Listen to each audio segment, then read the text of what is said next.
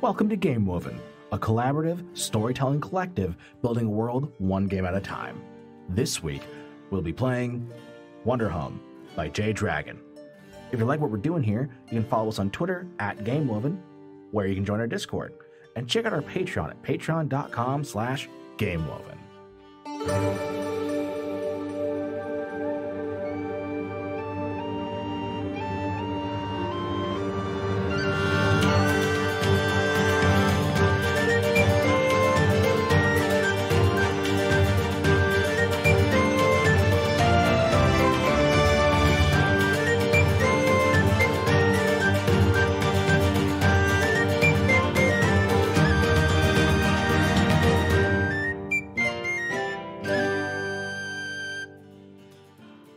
Welcome, Weavers, to this week's episode of Game Woven. Howdy, hey, you can call me They. I'm Lex Olden, and we are keeping it. And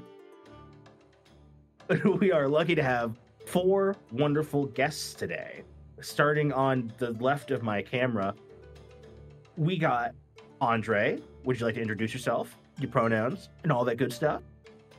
Hey everybody, I'm Andre, pronouns are he, they. I am a TTRPG creator, illustrator, actual play performer, game designer, and safety consultant for unprepared casters.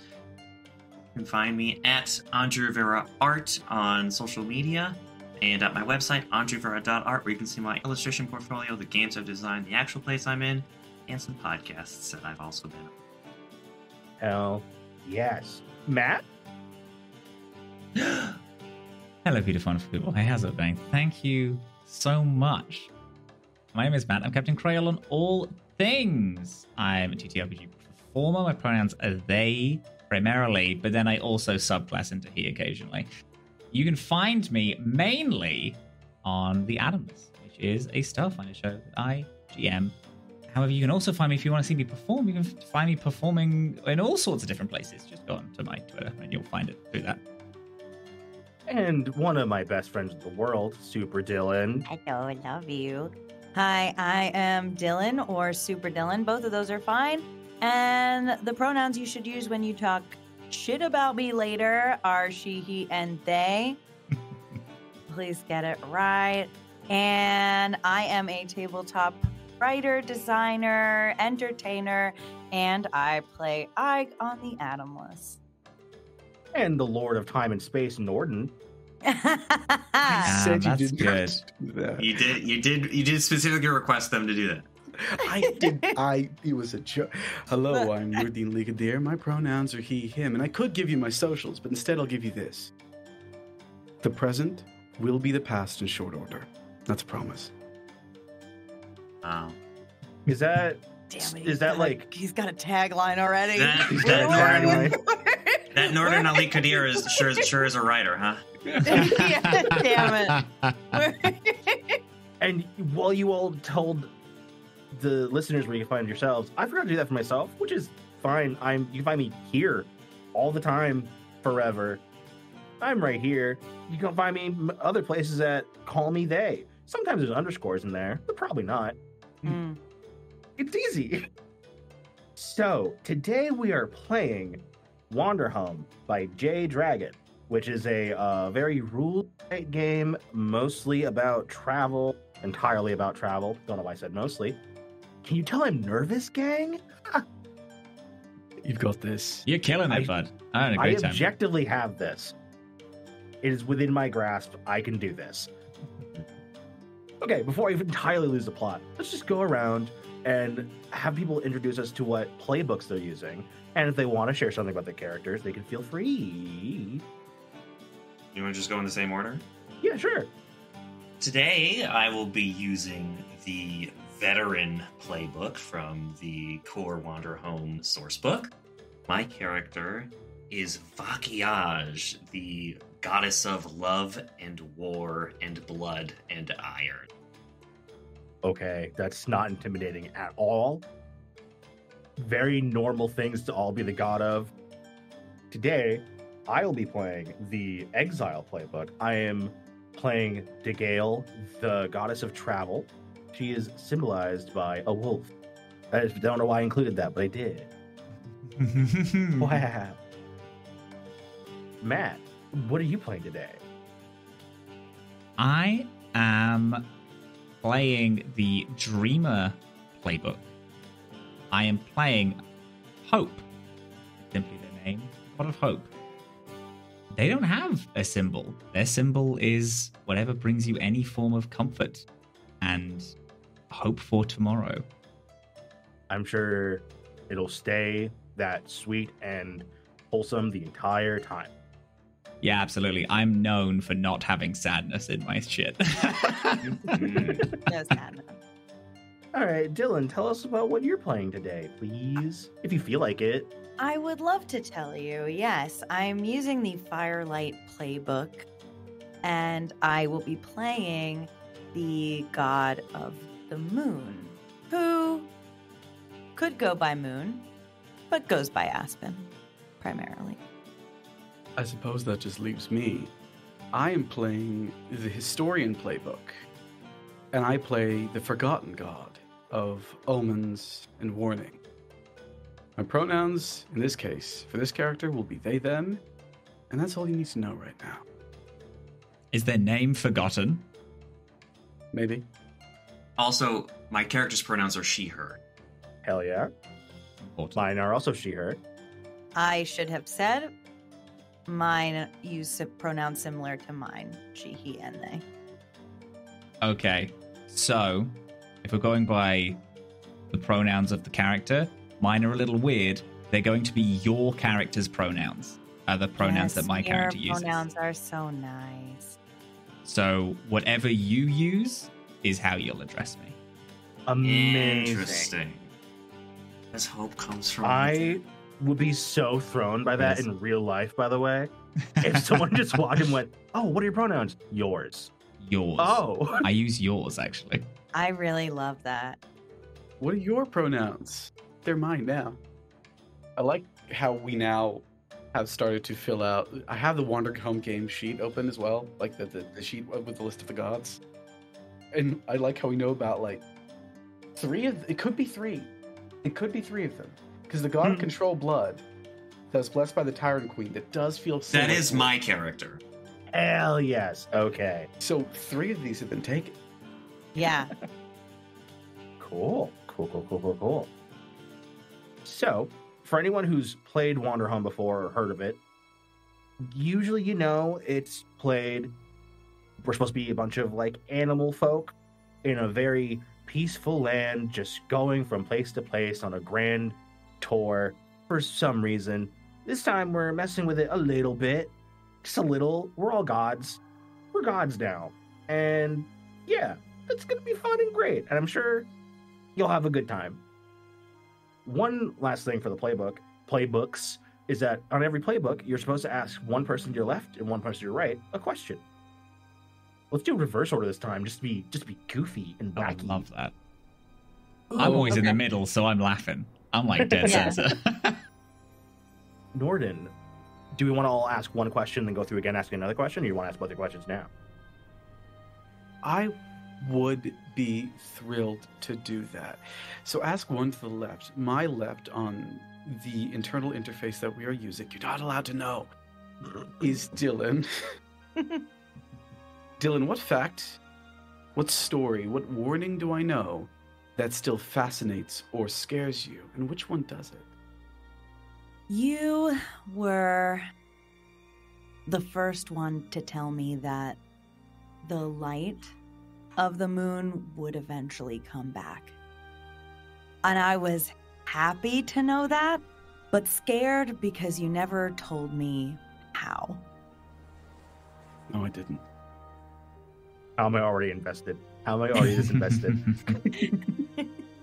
So I'm going to ask my question to the left to Matt. Why does my firefly like you so much? For those who might not know all the playbooks cover to back, what for you is firelight in this case? So I do the firelight for me that I am trying to keep alive is the last little bit of the moon's own light. The moon used to give off her own light long, long, long ago.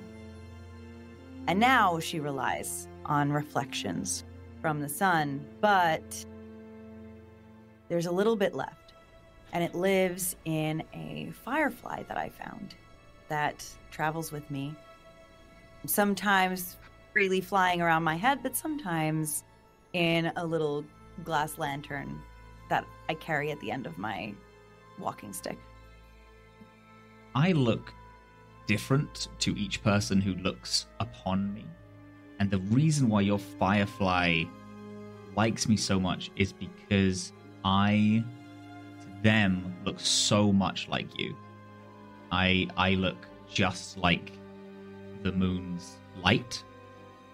That they, since the moon, like you having this light is hope to them. That is what love is. That they flitting their way over to me, and then basking in that, and then flying all the way back to you.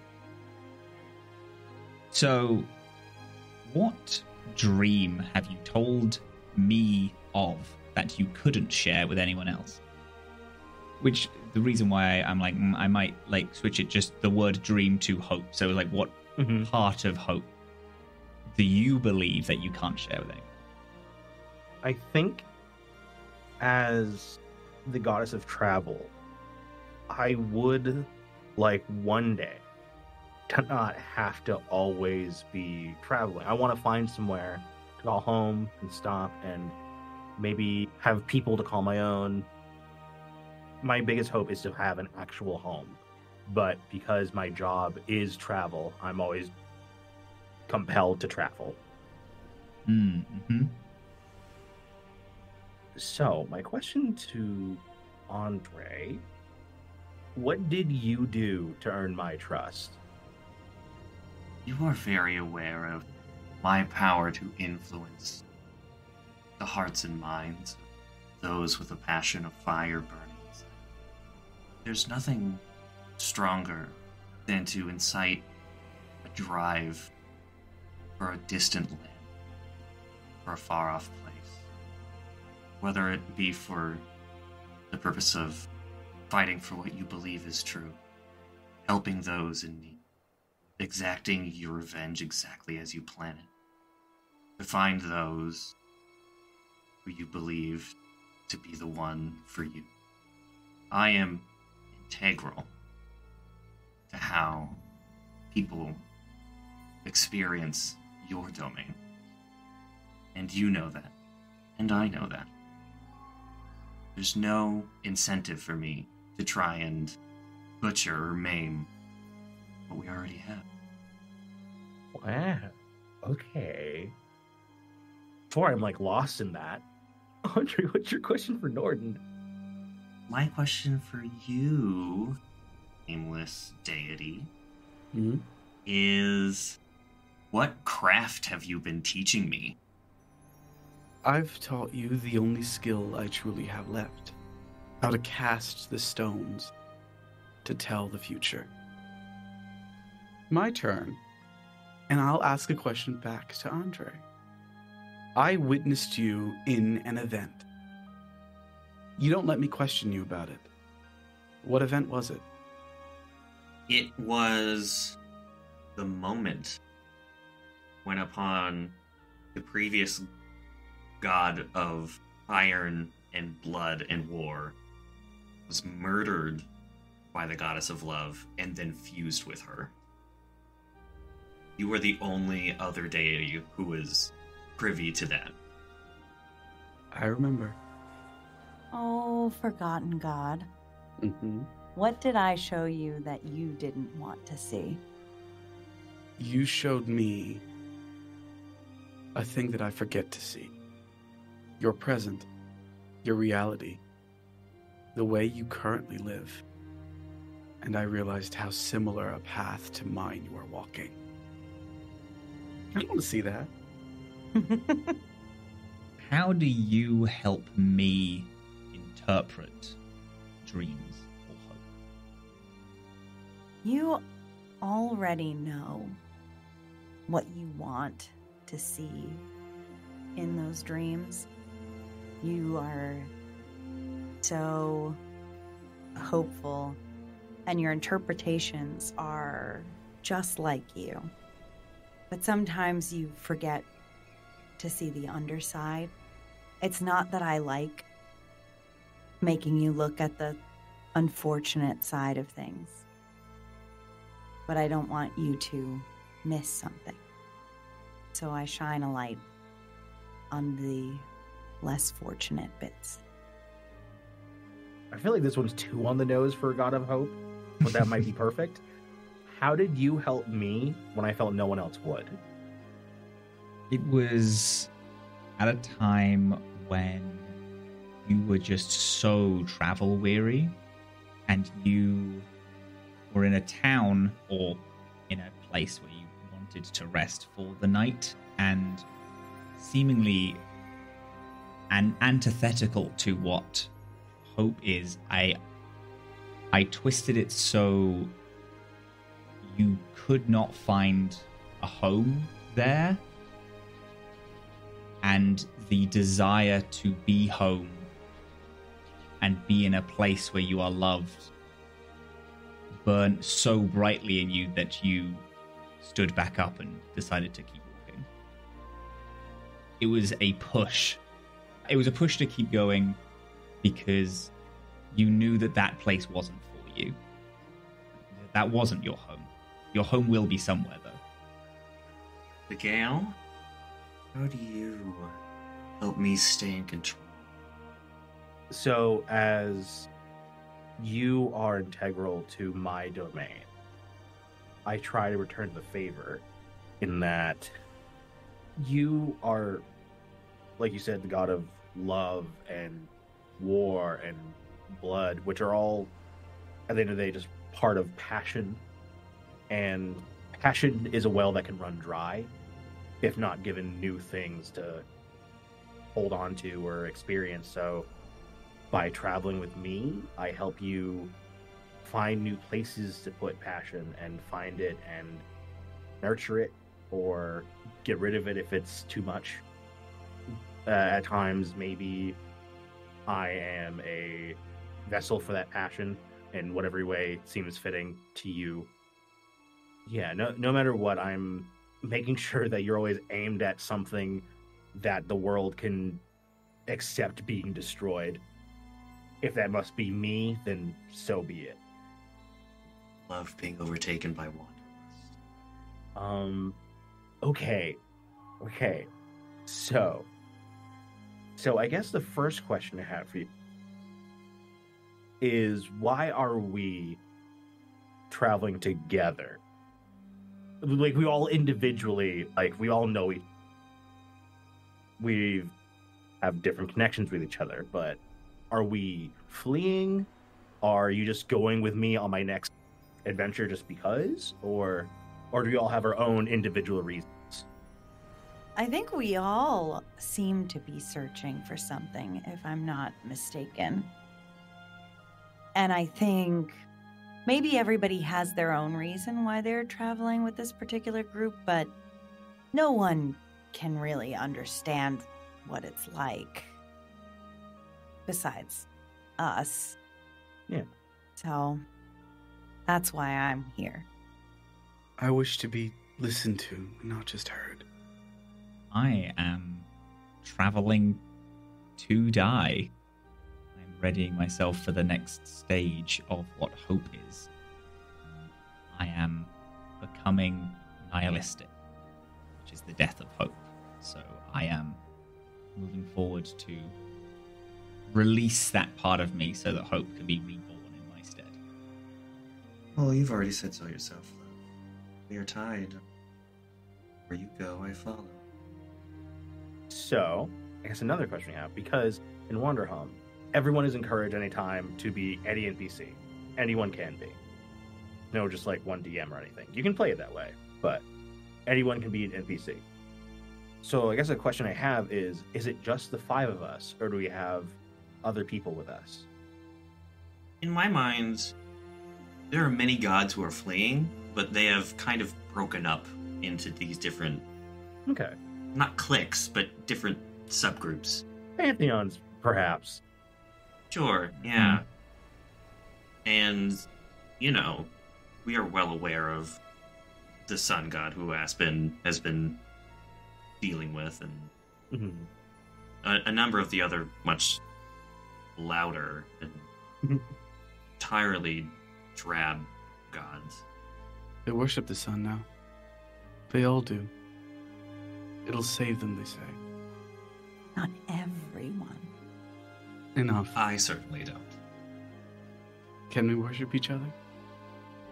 Anyone can worship anyone. Spoken to someone who wishes to be worshipped by one of us. There is a canary that travels along with us, or maybe it's multiple canaries. It's hard to tell, but you do see one every day, whether it's the same one or a different one, who knows. And it sings. It just sings. I'm wondering, are we well along our journey already, or maybe are we just leaving the city of the gods? I personally am fine either way, but if anyone has a preference, shoot your shot. I propose, if you would, a little goodbye at the gates. Okay. Who would we all say goodbye to, if anyone, as we leave and venture on? Is there anyone besides the 5 of us here? I think the Gale explicitly is not looking in either of your directions while you say your goodbyes. Because the Gale never has anyone to say goodbye to. Or the Gale never gets to find people to miss. There is like a general god of the afterlife, of this kind of the farrier of souls, of mortal souls that move on into their like eternal reward or whatever case, that them and Hope kind of consider each other twins in a sense for what is the afterlife, if not hoping for something at the end. Hope's a strange looking being to everyone. They look slightly different. To Vakagi, is it, Andre? Maquillage. Maquillage. I don't know. They look like victory, like blood-soaked joy and pure prowess. To Aspen, like themselves, their light, the moon. To the Forgotten is a memory of themselves. To the Gully is home. Very much looks like a home. And there's this kind of sense when you look at them of, you know, these points, they remind you, they smell like autumn and new beginnings and summer. They feel like the evening before a holiday, or like the feeling of putting your bags down at a hotel before a week. But there are these parts of them that have begun to form that look like the day after you arrive home, that going back into work. They look like the same drudgery of every day, and there is this nihilistic feeling that's coming, that's almost overtaking them. And they are speaking to this god of the afterlife, knowing that they are being overtaken by nihilism. And again, the afterlife, through nihilism, almost sometimes that's a hopeful thing, sometimes that doesn't exist. So that's who they're saying goodbye to at the gates. They're saying goodbye to a huge amount of mortals' idea of hope. Does anyone in particular want to be this god of the afterlife? Andre, I feel like I see it in your eyes. I feel it's bubbling.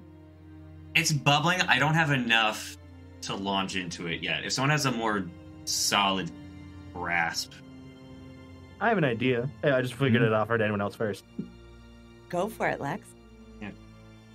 So, this god of the afterlife, who is, as you said, in a way, your twin, functions somewhat similarly where no one sees them as quite the same thing, but they also like to hide their visage in like just a deep, deep cloak that like hides almost the entirety of what they look like, unless you get close enough to see within the darkness.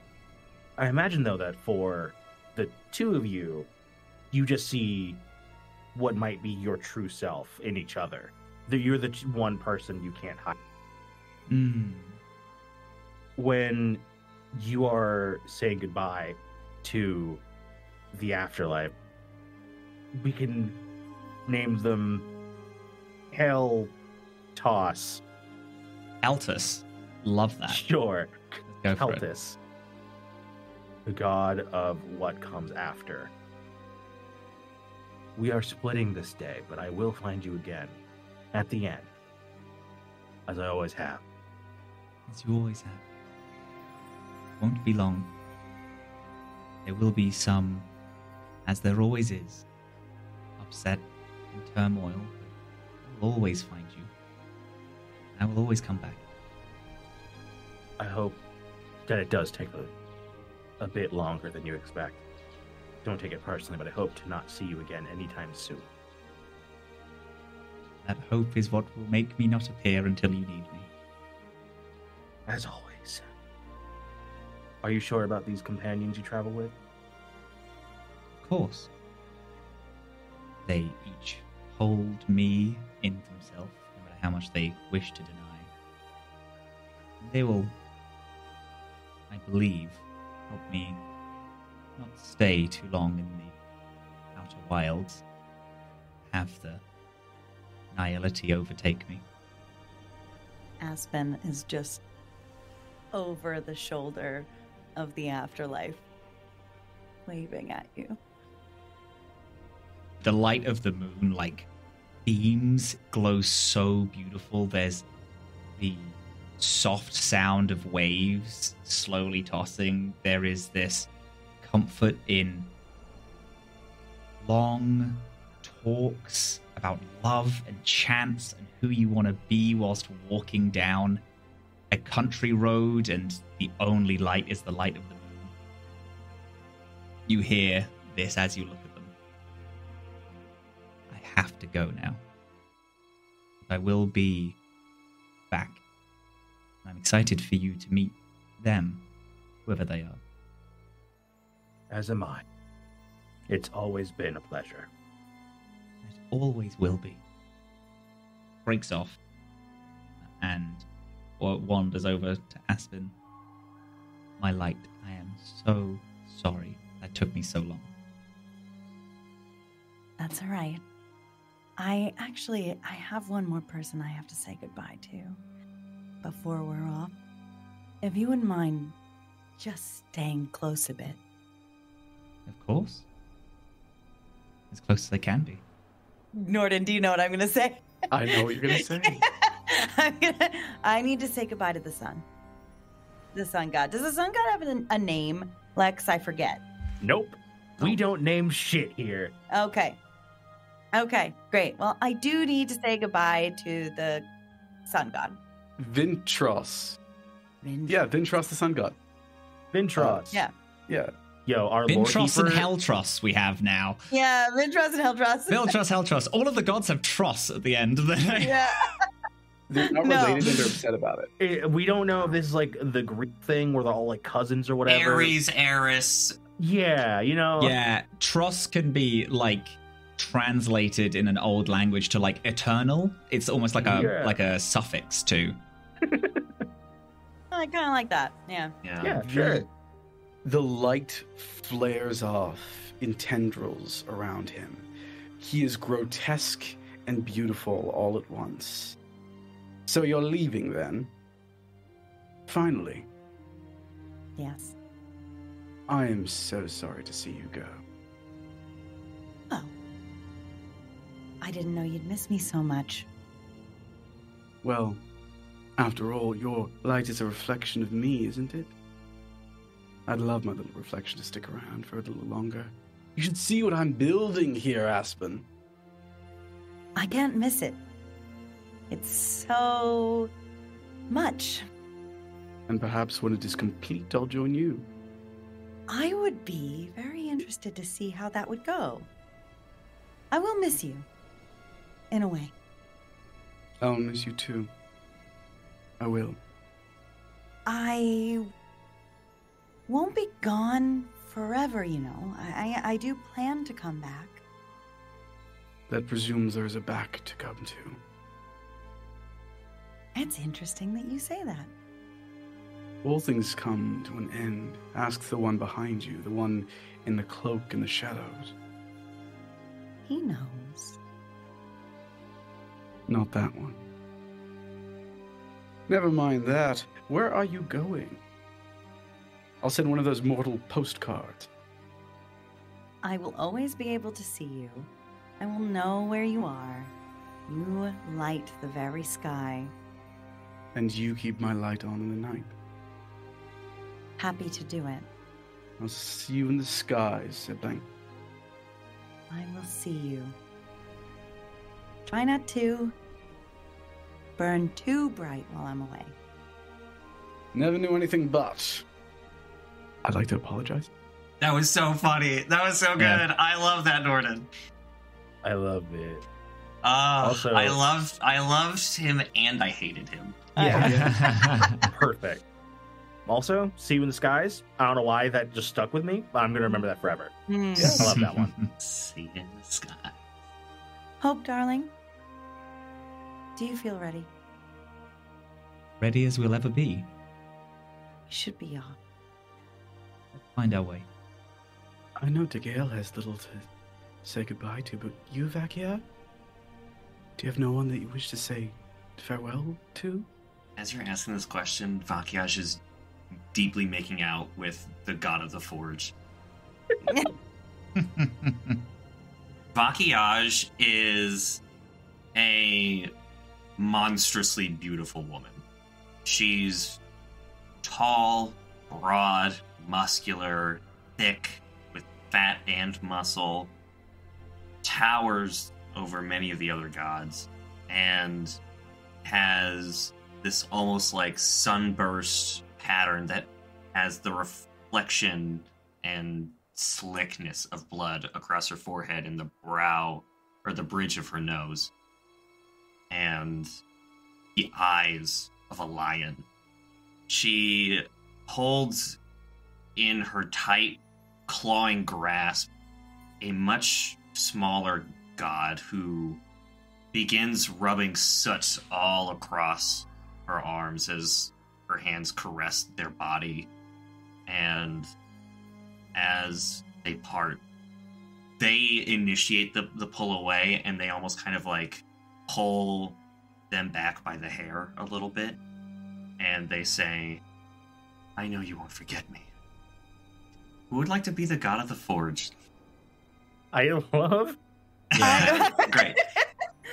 I love fucking. Holy shit! You invited us. This is your fault. This is This my is your fault. fault. Yeah, this Yeah. is my fault. Yeah. Absolutely. Okay. Yeah. No. Who's the god of the forge? I won't. Wait. You're going to forget me? Couldn't if I wanted. I bet you say that to all the gods. Any gods who are important. Yeah. But only one who can make this, and clasps a beautiful ornate gold bracelet that seals itself around your wrist and etches your symbols and iconography around it in swirls of magic etchings. This bracer has almost a very classic, almost like Babylonian style lion attached to it. And Vakiaj says, oh, this gift. My lovely little smith. Well, doesn't have to be the last. I can make more if you come back. Or not, whatever. That's fine. You don't have to wait for me. You can flirt with the art gods or whoever. Didn't say I was gonna wait for you. It just, come back is all. I'll come. Cheeky. We'll give you one last kiss with like a hand gripped around the bottom of your chin, and then we'll pretend he's super chill about not looking back as he walks away. Mm-hmm. As she turns, her massive billowing cape kind of flaps in the wind, all Frank Miller Sin City 300 style. Yeah. And she also has on top of her head, she has like a buzz cut, and then a very tall, almost Ariana Grande like ponytail that turns into like this like eternally flowing bloodstream that waves in the wind. Gorgeous. That's sick as fuck. She turns, mounts a helmet on top of her that has a hole at the top so that the hair can still flow forth, more like almost like a horse tail helm. Yeah. And says, "Well, are we to away? Oh, I almost forgot. There's one we're forgetting. Who did we forget? The forgotten one." Oh. Right. Funny how that worked. Hope turning to the forgotten one. Memory, it is time for us to leave. Memory, is that my name? That is what I call you. Not mine, then. A nickname. Oh, go. I forget the present. Let us go. Do you ever wonder? You know you don't survive, right? I don't think that's the story that we're telling, no. Did I tell you already? I wasn't supposed to. I have lived and died many a time. It's how I know that this is the cycle. If I stay for too long, people grasp too hard, break like straw. The cycle. Right. That's what I'm supposed to be talking about. Okay. Aspen comes over to you, Forgotten God, and like just puts two hands out to you. Will you take them?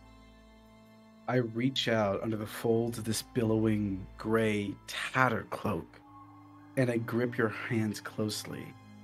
Whatever you feel, they're warm, and there's calluses all over them. But not much else. Aspen does a little thing we do. Just grabs your hands, squeezes them. We're in the now right now. The now. We have a journey. Feel that ground under your feet? We didn't do it yet. We're doing it now. I was worried. Okay, Sometimes I forget. I'll be here. I know.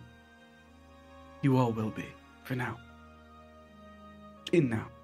In now. Let's be present together. DeGale still has not faced any of you because she just despises witnessing goodbyes, which she must do as part of her domain at all times, but still her least favorite thing. But as you all do approach her, each of you have bags that you don't remember packing, but they're there for you, full of all the things you would have wished to bring with you. And next to those bags, you see DeGale wearing her cloak of like wolf's fur. And if you catch a glimpse of her face, she is like an older woman in appearance, like 70s maybe, yet still fit and ready to travel at all times. I mean, you see her burying a coin on the side of the road and then standing, waiting for you all to just approach and leave. And she holds a hand out for Vakiaj. Vakiaj will take her hand, grab it, kiss it, and then stride forward and lead the march forward. DeGale, why'd you never say goodbye? I don't like how it tastes. After this place is long gone, you will come here again. So perhaps just say, I'll see you soon. That is a lovely thought. No. It's a fact. Right. DeGale is definitely cold towards the Forgotten. I wonder why. I wonder why.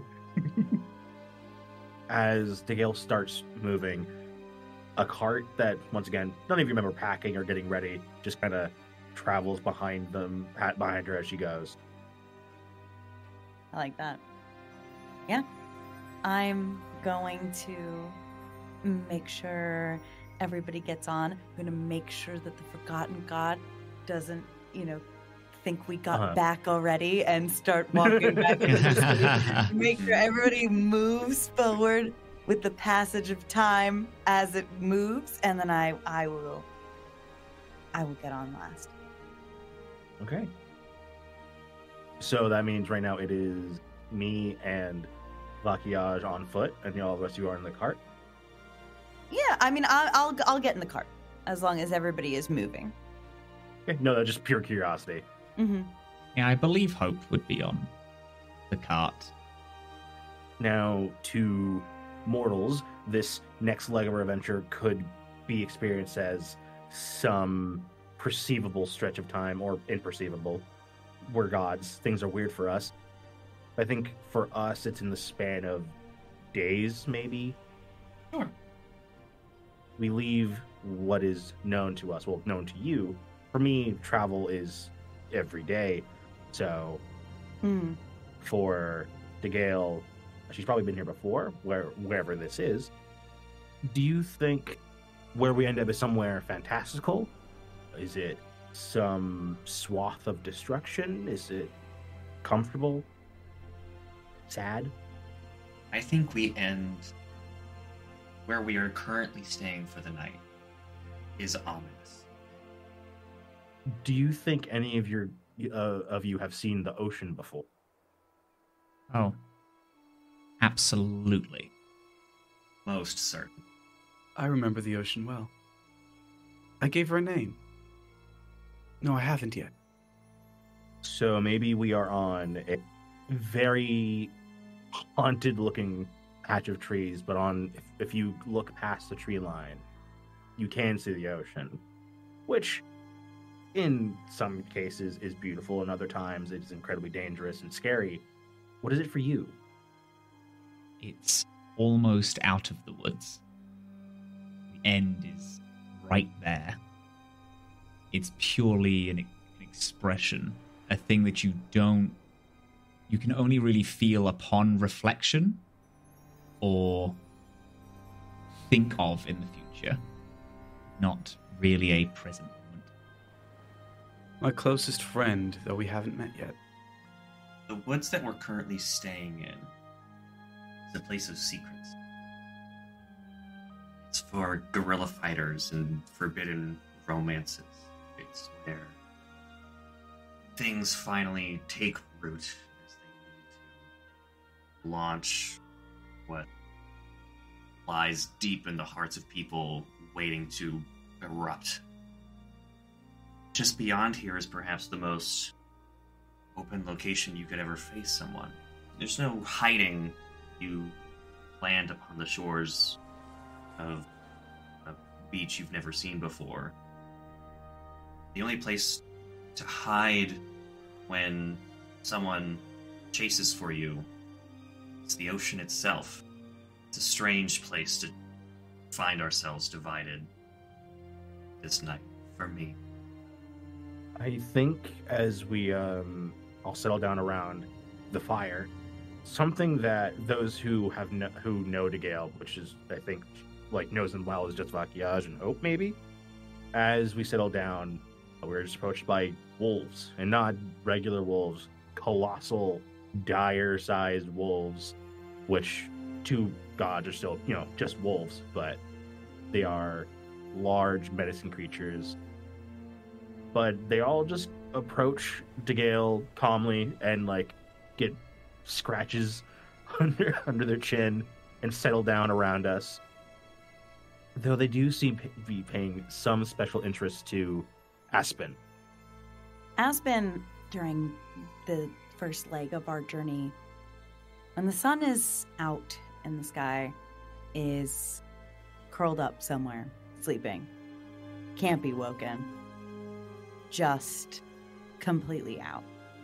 And so when we find camp and make a place to settle in and the night comes out, he sort of unfurls and sits up, staff in hand, and sees these wolves over with you and doesn't make a fuss over them, but just opens the latch on the lantern and lets the firefly out, who hovers over you and the wolves and gives them a little extra glow of moonlight. And she just sort of watches that very contently, happy, almost a little glowy herself right now. Almost. I think DeGale does approach Aspen and just sits next to him. DeGale is very clearly trying to start conversation, is just incredibly bad at it. And just looks at you, opens her mouth to say something, looks away, looks at you, looks away. And when she does finally manage to speak, have you eaten yet? Oh, no. And reaching into one of the bags, she just pulls out whatever your favorite food might be. It's just in there already. Cake. Dense cake. She goes to grab the food, pulls out the food, sees that it's cake, and looks at you. Really? Yeah. Of course. It's not exactly travel, but... No, but it's late night food. It's parties and celebrations and New Year's and sneaking out to the kitchen cupboard in the middle of the night to sneak a bite. It's my favorite. She looks still disapprovingly, but does hand you the cake. I'll have to get you eating literally anything else. You don't have to do anything. But thank you. Well, while we are on the road, you are within my domain, so you are my responsibility. Do you have any candles? I'm sure we do. Reaching in one of the bags, there's absolutely candles. Do you know? And she sticks a couple candles in the little slice of cake that she's just put right into his palm and lights them with a little match. Do you know that my brother loves to blow these right out? You know, the people celebrating are supposed to blow them out. Sometimes he just comes right on in and gives them a huff before you're able to. And then you don't know it, but that's why your wish doesn't come true.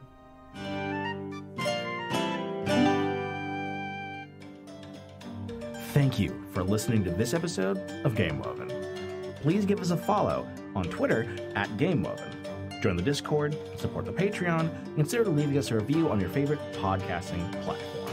This week's episode featured Andre Rivera at Andre Rivera Art, Noordin Ali Kadir at Werewolf Feels, Matthew Ekberg at Captain Krill, and Dillin at Super Dillin.